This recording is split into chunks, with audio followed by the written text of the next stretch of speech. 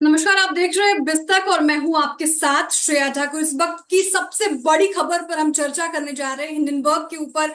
अमेरिकी short seller firm Hindenburg ने बीते साल यानी जनवरी 2023 को भारतीय अरबपति गौतम अडानी पर एक गंभीर आरोप लगाते हुए रिपोर्ट जारी की थी। 88 सवाल दागे गए थे और इस साल भी एक बार फिर से हिंडनबर्ग ने रिपोर्ट जारी की है और इस बार निशाने पे लिया है मार्केट रेगुलेटर सेबी की चीफ माधवी पुरी बुच के ऊपर निशाना साधा है हिंडनबर्ग ने। और हिंडनबर्ग ने अपनी नई रिपोर्ट में गौतम अडानी और सेबी चेयरपर्सन माधवीपुरी बुच के बीच लिंक होने का दावा किया गया है। और ये आरोप लगाया है कि विसल ब्लोअर से मिले दस्तावेजों से ये पता चला है कि जिन ऑफशोर संस्थाओं में गौतम अडानी का इस्तेमाल गौतम अडानी ने मनी साइफनिंग स्कैंडल में हुआ, उसमें सेबी चेयरपर्सन यानी सेबी अध्यक्ष की हिस्सेदारी थी। इस पूरे मामले में आज चर्चा करेंगे और चर्चा में शामिल होने के लिए हमारे साथ मौजूद हैं जयंत गुप्ता जी, फॉर्मर ईडी हैं सेबी के। सर बहुत बहुत शुक्रिया बिस्तक को अपना समय देने के लिए। धन्यवाद। सर ये मामला तो तूल पकड़ता जा रहा है। बीते शनिवार को हिंडनबर्ग ने जब एक एक्स पे पोस्ट साझा किया था कि सून समथिंग बिग इन इंडिया, तो हम ये कयास लगा रहे थे कि कोई बड़े दिग्गज कारोबारी के ऊपर फिर से हिंडनबर्ग की रिपोर्ट आई होगी, आएगी, जैसे बीते साल जनवरी में हमने गौतम अडानी के ऊपर रिपोर्ट देखी थी। लेकिन एकदम से हड़कंप मच गया जब हिंडनबर्ग ने सेबी चीफ माधवी पुरी बुच और उनके पति धवल बुच के ऊपर निशाना साधते हुए रिपोर्ट जारी की और इसमें फिर से गौतम अडानी के जिक्र भी किया। लेकिन सर तीन बड़े आरोप लगाए गए हैं। इस पर एक एक करके उस सारे आरोपों पर चर्चा करेंगे। सर पहले अडानी से जुड़ा जो मामला है उस पर जो आरोप लगे कि अडानी से जुड़े फंड्स में सेबी चीफ माधवी पुरोहित और उनके पति धवल बुच का जो इन्वेस्टमेंट है, और ये इन्वेस्टमेंट 2015 में हुआ है, जो कि एक दशक पुराना इन्वेस्टमेंट है। क्या ये कोई मामला बनता है सेबी चीफ के खिलाफ? देखिए, मैं सबसे पहले आपको ये बोलूंगा कि हमने को समझना चाहिए कि जब भी कोई रिपोर्ट निकालता है तो उसकी नीयत क्या है। क्योंकि जब हमारे पर नीयत साफ हो जाती है, जब नीयत पता लग जाती है, तब हम उसको रिपोर्ट को उसी हिसाब से पढ़ते हैं। तो हिंडनबर्ग ने रिपोर्ट करने के पहले अगर ये ट्वीट करा या ये बोला कि बहुत बड़ा धमाका होने वाला है, हम्म। तो इसका मतलब है उनकी इंटेंशन क्या है। उनकी इंटेंशन है डिसरप्शन की, शो करने की, बाकी दुनिया भर के बवाल क्रिएट करने की। सब्सटेंस हो या ना हो, तो मैं इस रिपोर्ट के बारे में जब पॉइंट बाय पॉइंट तो बाद में चर्चा करेंगे। रिपोर्ट के बारे में मैं सीधा से ये बोलूंगा कि अगर इस रिपोर्ट को आप रद्दी की टोकरी में भी फेंकेंगे तो जी। रद्दी की टोकरी का रिएक्शन होगा, ये मेरे लायक भी नहीं। तो ये रिपोर्ट में तथ्य की इतनी कमी है। अब आपने जो पहला मामला निकाला कि हम्म। 2015 में उन्होंने एक इन्वेस्टमेंट किया था फंड में, हम्म। जिस फंड में अडानी का भी इन्वेस्टमेंट था और अडानी ने किया था। अब यहाँ पे सवाल जैसे आपने बोला है कि एक दशक पुराना सवाल है। जी। अब मैं इसमें एक बहुत धीमे धीमे से सारी चीजें करूंगा। पहले तो ये कि हम लोगों की जो जिंदगी, आम इंसान की जिंदगी है, वो समय के हिसाब से चलती है। फिल्मों और टीवी सीरियल के हिसाब से फ्लैशबैक में नहीं चलती है कि आज मैंने इन्वेस्टमेंट किया, फिर आज मुझे रियलाइज हुआ कि मुझे क्या करना चाहिए, तो फिर मैंने अगला सीन चेंज कर दिया, स्क्रिप्ट चेंज कर दिया। ऐसा तो नहीं होता है। हम्म।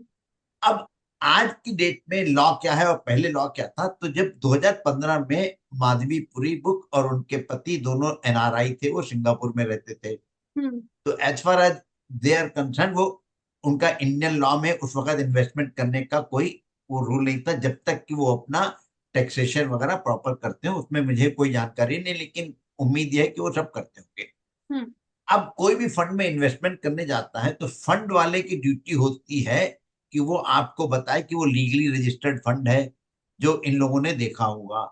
फंड वाले की ड्यूटी होती है वो इन्वेस्टर का केवाईसी करे। अब यहाँ हिंडनबर्ग की एक्सपेक्टेशन क्या है कि जो कस्टमर है वो ना कि फंड की केवाईसी करे, बट फंड से पूछे कि आपके कितने और इन्वेस्टर हैं, हम्म। मैं उन सबकी केवाईसी करूं। फिर मैं उन सबकी जन्म पत्री लेके जाके एक पंडित के पास जाऊं कि 10 साल बाद बताओ क्या होगा अडानी में। तो अगर 2015 में एक जन्म पत्री लेके वो अडानी के पास गए होते, ज्योतिष के पास गए होते, तो ज्योतिष बताता है कि 2023 में अमेरिका की एक हिंडनबर्ग जो है वो अडानी के ऊपर एलिगेशन लगाएगी। सही है या गलत है आज तक नहीं मालूम है, लेकिन आप बच के रहना। तो ऐसे तो कोई इन्वेस्टमेंट हो नहीं सकता है। तो इसलिए जो उन्होंने इन्वेस्टमेंट किया, जब तक कि उनका इन्वेस्टमेंट उनके खुद के पैसे से था, उन्होंने एक रजिस्टर्ड या रेगुलेटेड फंड में इन्वेस्टमेंट किया। अगर मतलब अनरेगुलेटेड में भी किया तब भी कोई गलती आज की डेट पे नहीं निकाली जा सकती, क्योंकि वो 2015 में सिंगापुर के नियम के तहत बने हुए थे। और फिर ये बोला, तो इसका तो मतलब ये हो कि जैसे एक ट्रेन में जा रहा हूँ, अब मैं ट्रेन में घुसने के पहले सब पहले पैसेंजर का वो चेक करूं कि कौन के खानदान का है, किस कहाँ से आया, तब मैं घुसूं। तो ये तो एक हंसने वाली बात हो गई कि आपने ये क्यों नहीं किया कि 10 साल बाद अडानी के ऊपर ये हिंडनबर्ग की केस होगी, इसलिए मुझे आज इन्वेस्टमेंट नहीं करना चाहिए। हम्म, तो ये मामला एक इस बेसिस पे बिल्कुल कचरे पेटी के हिसाब वाला है। बिल्कुल बेसलेस कह रहे हैं आपके, बिल्कुल बेसलेस है ये सर। दूसरे मामले पे आते हैं। अगोरा एडवाइजरी को लेकर भी हिंडनबर्ग की रिपोर्ट में इसका जिक्र है। और मामला ये है कि अगोरा एडवाइजरी में सेबी चीफ के पास उसकी 99% स्टेक है, हिस्सेदारी है। और जबकि उनके पति यानी धवल बुच इस कंपनी में डायरेक्टर है। अब सवाल ये पैदा हो रहा है कि क्या कोई शख्स सेबी चीफ के पद पर रहते हुए किसी कंपनी का मेजॉरिटी स्टेक होल्डर हो सकता है? क्या क्या कंपनी चलाने की इजाजत है? देखिए, यहाँ पे कई एस्पेक्ट आपने जोड़ दिए हुए हैं। हम्म। मैं सबसे लास्ट पॉइंट पे आऊंगा। क्या कंपनी चलाने की इजाजत है? तो as a active person company चलाने की इजाजत ना है ना हो रही होगी, क्योंकि माधवीपुरी बुक अपना सेबी चेयरपर्सन का रोल निभा रही हैं। वो कंपनी में ना जाती होंगी ना कुछ करती होंगी। अब सवाल ये आता है कि मान लीजिए, एक इमेजिनेशन कर लीजिए कि कल को एक बड़ा उद्योगपति है जी। और उनका जो पुत्र या पुत्री जो है वो बिजनेस में नहीं जाना चाहते हैं, और वो अपना ब्यूरोक्रेट बनना चाहते हैं या कुछ और बनना चाहते हैं। तो क्या आप बोलेंगे कि भाई आप अपने खानदान के सारे इन्वेस्टमेंट को बेच दो और पैसा फिक्स डिपॉजिट में जमा करो, तब आप सेबी के चीफ बन सकते हैं, सेबी के एग्जीक्यूटिव डायरेक्टर बन सकते हैं या ब्यूरोक्रेट बन सकते हो? तो ये जो कंपनी है, ये वो सेबी ज्वाइन करने के पहले से चला रही थी। हम्म। लेकिन उन्होंने डिक्लेयर, जब जो हम सेबी ज्वाइन करते हैं तो आपको एसेट्स एंड लायबिलिटी का डिक्लेरेशन देना होता है। उन्होंने ये डिक्लेरेशन जरूर दिया होगा कि मैं इसको 99% ओन करती हूँ। उन्होंने ये भी डिक्लेरेशन दिया होगा कि जब मैं इस कंपनी, जब सेबी में कार्यरत रहूंगी, तो मैं इस कंपनी से किसी तरह का नाता एक्सेप्ट शेयर होल्डिंग नहीं रखूंगी। ना मैं उस कंपनी के ऑपरेशन से मतलब रखूंगी, ना उस कंपनी के रेवेन्यू से मतलब रखूंगी, ना उस कंपनी के क्लाइंट से बात करूंगी। तो ये जरूर डिक्लेरेशन दिया होगा। और जहां तक हम सब लोग जानते हैं मैडम बुक को, हम्म। वो इस मामले में बहुत ही सावधान रहती हैं और बहुत ही स्ट्रेट फॉरवर्ड हैं। तो इसलिए ये कहना कि वो 99% इक्विटी है, हम्म। इसलिए उन्होंने वो कंपनी चला नहीं, इसलिए सेबी के पद पे नहीं रह सकती हैं, ये हम्म। एक गलत बात है। बिल्कुल सर, क्योंकि जो ज्वाइंट स्टेटमेंट आज आया है सेबी चीफ माधवी बुच और उनके पति धवल बुच के द्वारा, उसमें भी ये कहा गया कि उनकी जिंदगी, our lives and financials are an open book, हमारी जिंदगी और फाइनेंशियल एक खुली किताब है। तो जैसे कि आप कह रहे हैं कि ये डिस्क्लोजर दिया होगा, तो हम यही मान के चल रहे हैं। लेकिन सर अब दूसरे आरोप पर आते हैं, ब्लैक स्टोन। ब्लैक स्टोन को लेकर हिंडनबर्ग की रिपोर्ट में कई आरोप लगाए गए हैं, धवल बुच के ऊपर भी और माधवीपुरी बुच के ऊपर भी। एक तो सबसे पहला आरोप ये लगा है कि ब्लैक स्टोन में उनके पति 2019 से सीनियर एडवाइजर के रूप में कार्यरत है और वरिष्ठ सलाहकार है ब्लैक स्टोन में। तो हिंडनबर्ग की रिपोर्ट में ये कहा गया कि उनके पास इनकी एक्सपर्टीज है नहीं। उन्होंने कभी रियल स्टेट में और पूंजी बाजार में कभी ऐसे रोल का काम किया ही नहीं है। तो ये ब्लैक स्टोन में एज ए सीनियर एडवाइजर काम कैसे कर सकते हैं? दूसरा आरोप यह है कि माधवी रिपोर्ट कॉन्फ्रेंस में रीट्स को प्रोडक्ट ऑफ फ्यूचर बता चुकी हैं और सेबी ने इस दौरान रीट्स को लेकर नियमों में भी काफी बदलाव किए हैं। तो जिससे ब्लैक स्टोन जैसी फर्मों को फायदा हुआ है। तो क्या उनको उस वक्त ये बताना नहीं चाहिए था कि उनके पति जो हैं वो ब्लैक स्टोन में सीनियर एडवाइजर के पद में कार्यरत है? देखिए, ये बहुत आसान होता है कि आप मेरे 100 टीवी इंटरव्यू में से एक इंटरव्यू का एक पोर्शन पकड़ के बोले कि आपने बोला था कि ये चीज सही है या गलत है। जी। माधवीपुरी बुक, अभी आपने थोड़े दिन पहले देखा होगा, उन्होंने बोला कि रिटेल इन्वेस्टर को फ्यूचर्स एंड ऑप्शंस में इन्वेस्ट नहीं करना चाहिए। बिल्कुल। इसका मतलब क्या मैं निकालूं कि जो उनके जान पहचान का ब्रोकर है वो फ्यूचर एंड ऑप्शंस में ट्रेड नहीं करता है, इसलिए वो फ्यूचर एंड ऑप्शंस को बंद करके कैश सेगमेंट को प्रमोट कर रही है। उनके आप 1,000 स्टेटमेंट देखेंगे जो उन्होंने बोला है कि डेट मार्केट को प्रमोट करना चाहिए, तो हम बोले कि वो किसी ब्रोकर को, जो डेट वाला ब्रोकर है उसके साथ जुड़ी हुई है। वो म्यूचुअल फंड को प्रमोट करने की बात करती है कि लोगों को म्यूचुअल फंड में, तो किस म्यूचुअल फंड में उनकी कौन सी हिस्सेदारी है पता करना चाहिए। देखिए, जब हम एक रेगुलेटरी पोस्ट पे हैं तो हमको एक होलिस्टिक डेवलपमेंट करना पड़ता है मार्केट का।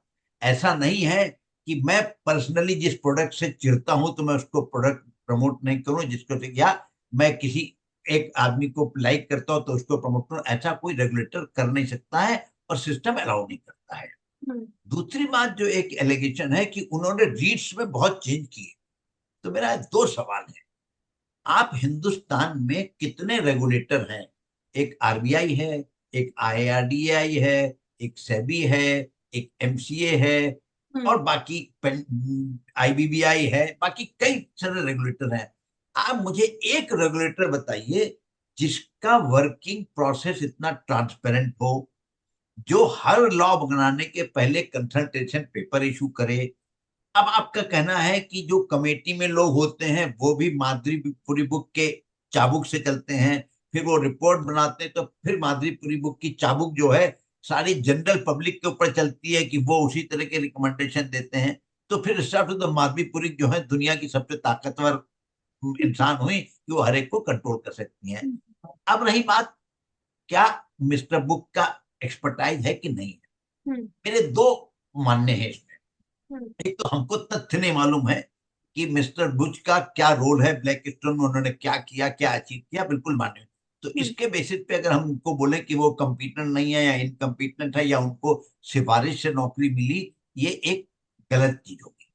हम्म। दूसरा है, आप ये सोचिए कि जो इंसान 30-35 साल हिंदुस्तान लीवर में ग्लोबल सोर्सिंग एंड उसका स्ट्रेटजी का लीडर रहा प्रोडक्ट हो, प्रोक्योरमेंट उसको सप्लाई चेन उसको सारे रहते हैं। जी। उसको क्या माधवीपुरी बुक की सिफारिश की जरूरत पड़ेगी? ये तो भी हंसने वाली है। अब आइए आगे की बात, कि जो ये रीट्स हैं, हम्म। ये रीट्स एक बहुत ट्रांसपेरेंट मेथड है और ये किसी भी तरीके से कोई कंट्रोल नहीं हो सकता है। अब मैं आपसे जो रेगुलेटर की बात कर रहा था जी। कि क्या आज तक आरबीआई ने एक भी ये डॉक्यूमेंट रिलीज किया है कि यस बैंक की फेलियर में उनका क्या फेलियर था, हम्म। या ग्लोबल ट्रस्ट बैंक में उनका क्या फेलियर था, या डीएचएफएल के फेलियर में उनका क्या फेलियर था?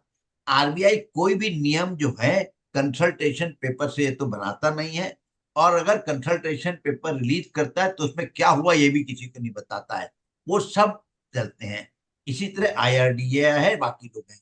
सेबी एक अकेला रेगुलेटर है जिसको हर रोज कोई ना कोई कोर्ट में घसीट के ले जाता है। हम्म। ना आरबीआई को आज तक किसी ने कोर्ट में घसीटा, एक्सेप्ट एक आध दो। तो ये मैं बोल रहा हूं कि सेबी एक बहुत प्रोमिनेंट रेगुलेटर इसलिए है हम्म। कि securities market is some sort of a fancy market. तो इसमें सबको कोई ना कोई लगता है कि इसको पकड़ो जो है। और यहाँ पे सीधा सीधा इसका इम्पैक्ट यही है कि ये लोग जितने भी रिपोर्ट निकालने वाले इनका एम यह है कि किसी ना किसी तरीके से हम सिस्टम को डिसरप्ट करें। और हम्म। मेरा ये मानना है कि आप कुछ भी कर लो, सिस्टम डिसरप्ट नहीं होने वाला है, कि सारी जनता बहुत समझदार है, आपकी नियत को समझती है, आप क्या करना चाहते हो। बिल्कुल सर, ये तो देखने वाली बात होगी, लेकिन चर्चा को आगे बढ़ाते हुए सवाल दूसरा भी है मेरा। हिंडनबर्ग ने ये भी आरोप लगाया है कि सेबी चीफ के अडानी से जुड़े फंड्स में पैसे लगाने के चलते ही अडानी ग्रुप की जांच नहीं हुई सेबी के द्वारा, क्योंकि 24 24 जांच पेंडिंग थी, जिसमें से 22 की जांच हो गई थी। दो ऐसे जांच है जो अभी भी नहीं हुए हैं, और सभी हवाला देती है कि डेटाज के कारण, क्योंकि वो बाहर के हैं तो डेटाज मंगवाने के कारण हमने ये जांच पूरी नहीं की। लेकिन हिंडनबर्ग का आरोप है क्योंकि सेबी ही इसमें इन्वेस्टेड है, तो इसीलिए अडानी ग्रुप की जांच नहीं हुई। इस पे क्या कहना चाहेंगे आप? देखिए, मैं एक चीज कहना चाहूंगा कि ये बिल्कुल हास्यास्पद बात होगी हम्म। कि सेबी चीफ का चूंकि इन्वेस्टमेंट है इसलिए इन्वेस्टिगेशन नहीं कर रहे हैं। क्या सेबी चीफ इतनी अनजान है या बच्चा है कि उनको ये मालूम नहीं कि पकड़ी जाएगी कोई चीज? उनको सब मालूम है। दूसरी बात, जहां तक मैंने कल रिपोर्ट पढ़ी थी कि जी। ये जो फंड में पैसा उनका था 2015 में था और शायद 2019 वगैरह में उन्होंने सारा पैसा निकाल भी लिया है। तो ये जो है, फिर मैं फिर पुरानी बात पे आता हूँ कि हम्म। मैंने क्या गलती करी कि मैंने उस फंड में इन्वेस्ट किया। और उस फंड में अगर किसी दूसरे ने इन्वेस्ट किया तो मेरे कहने पे तो इन्वेस्ट नहीं किया। और बिल्कुल। मुझे तो मालूम ही नहीं किसने इन्वेस्ट किया। मैं तो कोई ये ड्यू डिलिजेंस नहीं करता कि आप मुझे अपने फंड में, आज जैसे आपने म्यूचुअल फंड लिया तो क्या आप एसबीआई म्यूचुअल फंड को लिखोगे कि आपके कितने यूनिट होल्डर है, सबका नाम पैन नंबर मुझे दो, फिर मैं पता करूं कि मैं किसी के साथ तो गलत कर। तो ये सब चीजें जो हैं ये सिर्फ इसलिए हैं कि मुझे किसी ना किसी तरह का मसाला फेंकना है। हम्म। और आप लोगों के लिए बहुत अच्छी चीज है कि टीआरपी बढ़ाता है, हम्म। तो ये एक मसाला मिल जाता है, लेकिन फैक्ट में यहाँ पे कुछ नहीं है। और सिर्फ ये है कि किसी आदमी की इज्जत को उछालना। लेकिन आप, ये जो होता है कि जो रेगुलेटर की पोस्ट पे रहता है, मेरे एक पुराने सीनियर हुआ करते थे तो उन्होंने मुझसे बोला था कि अगर तुम पब्लिक सर्विस में हो हम्म। तो तुम्हें हाथी की तरह रहना है। हाथी की तरह मस्त चलो, आगे बढ़ो, अपने ऊपर देखो कि तुम गलत तो नहीं कर रहे हो। बाकी दुनिया में कोई क्या बोल रहा है उससे हाथी पीछे मुड़ के नहीं देखता है। नहीं तो देखते। हाथी की तरह रहो और आगे बढ़ो। बिल्कुल सर, बहुत ही अच्छा एडवाइस है ये सीनियर ने आपको दी है। लेकिन सर, एक मैं ये भी जानना चाहूंगी कि सेबी चीफ के अपॉइंटमेंट को लेकर डिस्क्लोजर से जुड़े नियम क्या कहते हैं? हालांकि आप उस पर थोड़ा बता भी रहे थे, लेकिन डिटेल्ड मैं चाहूंगी कि आप हमें डिटेल में बताएं कि ये नियम क्या कहते हैं। देखिए, नियम तो किसी भी एडमिनिस्ट्रेटिव पोस्ट के लिए सेम होते हैं कि आपको पर्सन ऑफ इंटीग्रिटी होना पड़ेगा। और अनफॉर्चुनेटली आज तक कोई ऐसा थर्मामीटर नहीं बना है या ब्लड प्रेशर इंस्ट्रूमेंट नहीं बना है जिससे आदमी की इंटीग्रिटी का टेस्ट होता है कि होगा ये 100% या 99% है। तो ये इंटीग्रिटी होती है आपके बैकग्राउंड से, कि आपने अपनी जिंदगी में अभी तक कैसा किया, आपकी रेपुटेशन क्या है। उसके बावजूद भी आप गारंटी नहीं कर सकते कि क्या आप करेंगे। लेकिन जहां तक आप देखते हैं कि कोई भी पोस्ट पे अपॉइंटमेंट होता है तो उसके नियम कानून होते हैं कि आपका एक्सपीरियंस ये होना चाहिए, आपका ये होना चाहिए। वो जहां तक आप माधवीपुरी बुच की बात करेंगी, वो हर चीज को सेटिस्फाई करके ही आगे बढ़ेंगी। कोई भी सरकार में ये डिसीजन नहीं लेगा कि अगर उनकी कोई चीज में कमी थी उसको इग्नोर करके अपॉइंट कर दे, क्योंकि अल्टीमेटली ये सीवीसी के पास भी क्लियरेंस के लिए जाता है, एडमिनिस्ट्रेटिव ट्रिब्यूनल के पास जाता है, प्राइम मिनिस्टर के यहाँ से सैंक्शन होता है। तो कहीं में भी ऐसा नहीं हो सकता है कि ये आदमी जो इनकम्पिटेंट हो या इनएलिजिबल हो उसको मैं अंडर हैंड डीलिंग से उसको अपॉइंट कर दूं। बिल्कुल भी ये नहीं हो सकता है। जी बिल्कुल। लेकिन सर, अब ये मामला तो गर्मा गया है, सबके सामने है, और लगातार हम इस पे कवर भी कर रहे हैं। ऑपोजिशन पार्टी एकदम से एक्टिव हो गए हैं ट्विटर पे, हिंडनबर्ग से भी ट्रेंड कर रहा है, और ऑपोजिशन पार्टी भी जेसीपी की मांग कर रही है, इन्वेस्टिगेशन की मांग कर रही है। तो अब सरकार के पास क्या ऑप्शंस है सर? क्या लगता है आपको आगे चीजें कैसे बढ़ सकती है? देखिए, मैं इसमें सिर्फ एक चीज बोलना चाहूंगा, किसी भी पॉलिटिकल पार्टी के ना फेवर में बोलूंगा ना आगे बोलूंगा, क्योंकि मेरा पॉलिटिकल कोई नहीं है। But all across the spectrum of political party, उनको सबसे पहले अपना सर्टिफिकेट ऑफ इंटीग्रिटी निकालना चाहिए बिफोर वो दूसरे का सर्टिफिकेट ऑफ इंटीग्रिटी मांगे। आप अगर देख लेंगे तो कितने भी पॉलिटिशियंस के अगेंस्ट कितने भी केसेस चल रहे हैं, वो कहीं नहीं है। और दूसरा, एक कहीं ना कहीं सवाल आया कि ये टाइम बाउंड कंप्लीट होना चाहिए। तो मैं बोलूंगा सबसे पहले हमारे जो पॉलिटिकल सिस्टम वाले लोग हैं वो जितने भी केसेस पॉलिटिकल क्लासेस पे हैं उनका टाइम बाउंड कंप्लीशन करा दें। तो मेरा दावा है कि सारा सिस्टम अपने आप सुधर जाएगा। कोई जरूरत नहीं पड़ेगी। और सुप्रीम कोर्ट से भी ये निवेदन है कि वो सेबी को बोलते हैं टाइम बाउंड इन्वेस्टिगेशन करो। मेरा हाथ जोड़ के विनम्र निवेदन है कि वो भी टाइम बाउंड जजमेंट दिया करें, 20-20 साल, 25-25 साल, 30-30 साल लटका के ना दिया करें। बिल्कुल। अ, लेकिन सर सवाल ये भी है कि क्योंकि आपने भी कहा कि ये डिस्ट्रप्शन का मामला है, हिंडनबर्ग ऐसी रिपोर्ट डिस्टर्ब करने के लिए, डिस्टर्ब करने के लिए देश में निकाल रहे हैं, तो क्या इसका बड़ा असर सेबी के साख पर पड़ता नजर आ रहा है? मेरा सीधा रहा है, बिल्कुल नहीं। क्योंकि सेबी की साख हिंडनबर्ग जैसी रिपोर्ट से न इम्पैक्ट होने वाली है, न बढ़ने वाली है। सेबी की साख है कि उन्होंने क्या अचीवमेंट किया है, क्या किया है। और मैं एक दूसरे चैनल पे बोल रहा था कि आज की डेट पे जो सेबी के सिस्टम्स हैं, जो ट्रेडिंग सिस्टम है इंडिया में, वो दुनिया में सबसे रोबस्ट और सबसे सेफ है। और आपको मैं बहुत छोटी सी एग्जांपल देता हूं जो इस्टेब्लिश करेगी कि हम दुनिया में किससे आगे हैं। 3 दिन पहले एक न्यूज आई है कि यूनाइटेड किंगडम में वो भी ईएसजी रेटिंग को रेगुलेशन लाने वाले हैं। और हम ईएसजी रेटिंग पे रेगुलेशन साल भर पहले ला चुके हैं।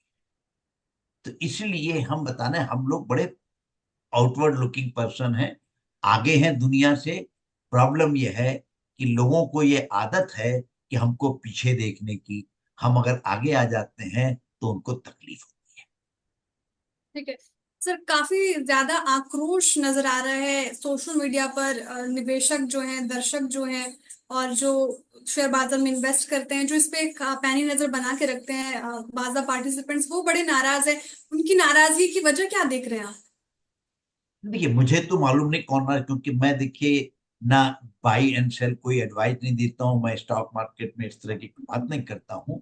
लेकिन मेरा सिर्फ ये कहना है, अगर उनकी नाराजगी की वजह यह है कि उनको घाटा हो गया या कुछ हो गया या सेबी के नियम कड़े हैं, तो उनकी नाराजगी से मुझे कोई फर्क नहीं पड़ता है, क्योंकि वो गलत हैं। क्योंकि स्टॉक मार्केट में घाटा नफा होता रहेगा, आपको समझदारी से काम करना पड़ेगा। नियम कड़क इसलिए करे जाते हैं कि सिस्टम को इसलिए।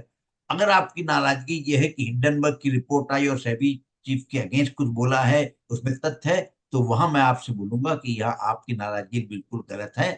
जो मेरा अपना एक्सपीरियंस है, जो मैं अपना रिपोर्ट पढ़ के बता रहा हूं, मेरे हिसाब से इस रिपोर्ट में एक भी चीज ऐसी नहीं है जिसको हम कंसीडर करके आगे चर्चा करें। ठीक है। हाँ सर, हालांकि आपने बहुत डिटेल में बताया कि सभी चीफ, जब भी कोई सभी चीफ बनता है तो उसको क्या कैसे नियमों का पालन करना पड़ता है, लेकिन एक सवाल यहाँ भी आ रहा है सर कि क्या सभी चीफ को अपनी फाइनेंशियल डीलिंग्स का डिस्क्लोजर करना होता है उस पद, उस पोजीशन में आने से पहले? अरे ये तो बहुत सीधा सा दुनिया में नियम है और सरकार में भी नियम है। जब आप ज्वाइन करते हैं तो आपको एसेट्स एंड लायबिलिटी का पूरा डिक्लेरेशन देना पड़ता है कि आपके पास कितनी ज्वेलरी है, आपके पास कितने शेयर्स हैं, क्या है। और साथ ही साथ सेबी चीफ स्टॉक मार्केट में इन्वेस्टमेंट नहीं कर सकता है। सेबी चीफ जो है स्टॉक मार्केट में सिर्फ म्यूचुअल फंड या पेंशन फंड में इन्वेस्ट कर सकता है। वो स्टॉक मार्केट में ऐसा नहीं कि आज मैंने ऑप्शन में ले लिया, फ्यूचर्स में ले लिया या शेयर में ले लिया, ये कोई काम नहीं कर सकता है। इसलिए इस चीज में बिल्कुल जनता को निश्चिंत रहना चाहिए कि सेबी चीफ कोई भी इस तरह की डीलिंग नहीं कर सकता है। जी बिल्कुल, निश्चिंत रहने की सलाह तो दी है सर आपने, लेकिन क्या लगता है कि आपको कि क्या डिस्क्लोजर नॉर्म्स जो हैं वो और कड़े होने चाहिए? क्योंकि करोड़ों निवेशक जो हैं, लोग जो हैं, वो शेयर बाजार में पैसे लगाते हैं और उनको इस बात का डर होता है कि कहीं कुछ ऐसा, जैसे नहीं, आज रिपोर्ट आई हो। किस किस डिस्क्लोजर नॉर्म की आप बात करनी है? जो सेबी के चीफ के पर्सनल एसेट्स हैं, उसका डिस्क्लोजर सेबी के पास है, हम्म। टीवीसी के पास है। वो पब्लिक डोमेन में तो डालना भी नहीं चाहिए, क्योंकि वो फिर पर्सनल प्राइवेसी की बात आ जाती है।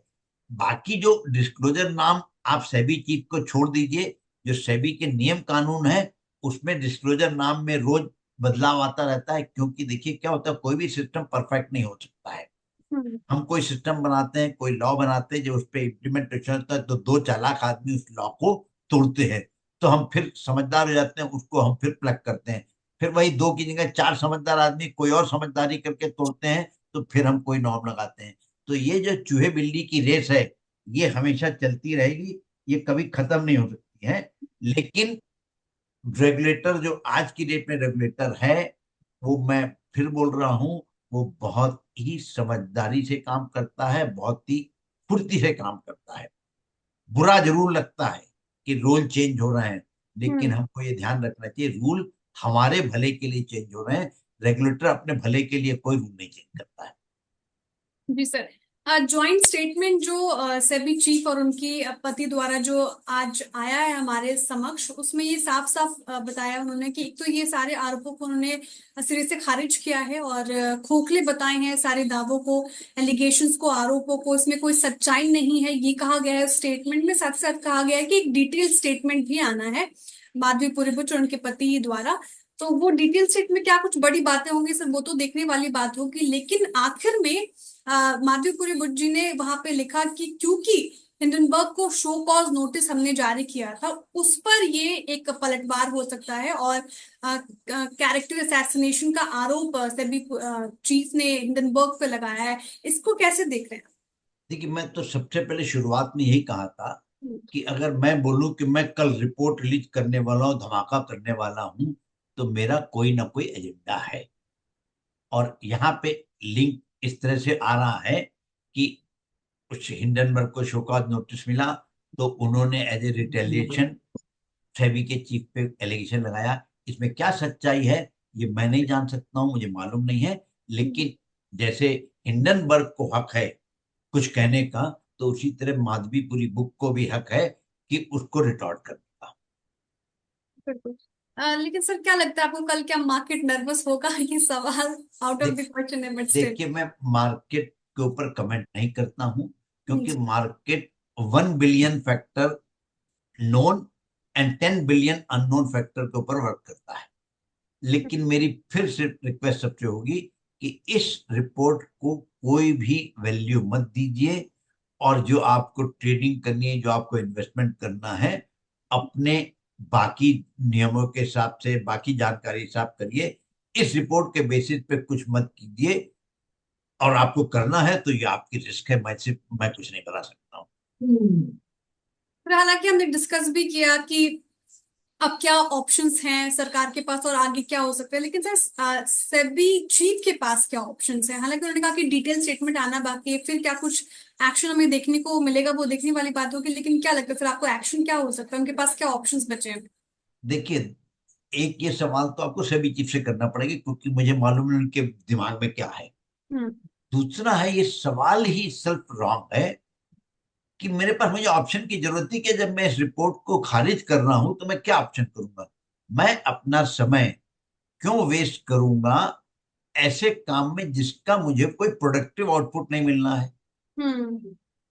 मेरा सवाल सिर्फ ये है कि अगर जब तक आदमी अपनी कॉन्शियंस के हिसाब से काम करता है, तो आदमी को दूसरे के वक्तव्य से कोई फर्क नहीं पड़ता है।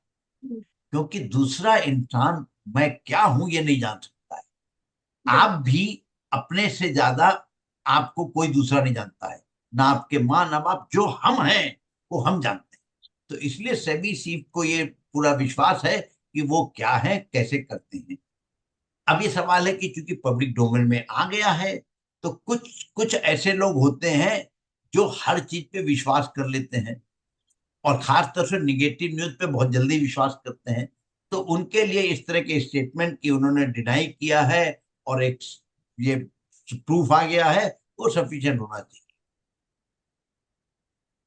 बिल्कुल सर। बहुत बहुत शुक्रिया सर हमसे जुड़ने के लिए और तमाम सवालों के जवाब देने के लिए। मुझे पूरी उम्मीद है कि दर्शक इससे बहुत कुछ समझ पाए होंगे। और जो जैसा कि आपने बताया हमें कि इस रिपोर्ट को हमने उतना उतनी इम्पोर्टेंस देनी नहीं चाहिए। लेकिन सर जाते जाते एक आखिरी सवाल ये है, क्योंकि अभी मेरे मन में ये पॉपअप हुआ कि हिंडनबर्ग को हम इतनी अहमियत देते ही क्यों है। लगातार सवाल भी आते रहते हैं कि हिंडनबर्ग की रिपोर्ट पे, जैसे पिछले साल भी हमने देखा जनवरी 2030 में गौतम अडानी पर जब रिपोर्ट निकाली गई थी, 88 आरोप लगाए थे गंभीर हेरफेर की, और भी बहुत सारे आरोप थे स्कैंडल की। तो हमने देखा कि गौतम अडानी की जो नेटवर्थ है वो 50% कम हो गई थी। तो ये इतना बड़ा रिएक्शन हम हिंडनबर्ग के रिपोर्ट के ऊपर देते ही क्यों इसको इतनी इम्फेसिस दी जाती है? ये आप सवाल एक बहुत गलत आदमी से पूछ रही हैं। तो मैंने तो जब ये रिपोर्ट निकली थी तब भी तूल नहीं दी थी। हिंडनबर्ग की जब 2023 में रिपोर्ट आई थी, उसके बाद हमारी कंपनी ने 2-3 महीने बाद एक रिपोर्ट रिलीज करी थी, इसमें पॉइंट बाय पॉइंट सब चीजों का आंसर था और हमने बिल्कुल भी तूल नहीं दी थी। ये तूल जो दे रहे हैं उनसे पूछिए कि उनका मकसद क्या है। हमारा तो कोई मकसद नहीं है। मेरा आज अडानी में एक भी पैसे का इन्वेस्टमेंट नहीं है, तो इसलिए मैं बिल्कुल कॉन्फिडेंटली बोल सकता हूँ कि मेरा कोई रिलेशनशिप नहीं है। लेकिन सवाल ये है कि मकसद जो आपने पूछा, मकसद दो तरह के होते हैं। एक तो मुझे सेंसेशन में मजा आता है कि मुझे निगेटिविटी बहुत अट्रैक्ट करती है, तो मैं उससे बहुत खुश हो जाता हूँ। एक है कि मेरा कोई एजेंडा होगा। अब जो एजेंडा जिसका है वो उसी को मालूम होता है उसका एजेंडा क्या है। मैं और आप तो है गेस कर सकते हैं कि उसका एजेंडा ये है, उसका एजेंडा ये है। मैं गेस वर्क में इन्वॉल्व नहीं हूँ, मैं गेस वर्क नहीं करता हूँ। तो चूंकि मुझे मालूम नहीं, इसलिए मैं एजेंडा नहीं बता सकता हूँ। बट मैं इतना जानता हूँ कि मैं इस तरह की रिपोर्ट को रद्दी की टोकरी के लायक भी नहीं समझता हूँ। बिल्कुल सर, एक बार मैं चाहती हूँ, क्योंकि हम तो लगातार ये कवर कर ही रहे हैं, लेकिन आपके एक्सपीरियंस से मैं चाहती हूँ कि एक बार आप दर्शकों को बता दें कि हिंडनबर्ग आखिर करती क्या है क्या ये हिंडनबर्ग? देखिए, हिंडनबर्ग जो है, जो जो क्लेम करते हैं, जो उन्होंने बोला है, उनका सिर्फ ये है कि वो इन्वेस्टिगेशन करते हैं, वो डिटेल इन्वेस्टिगेशन करते हैं।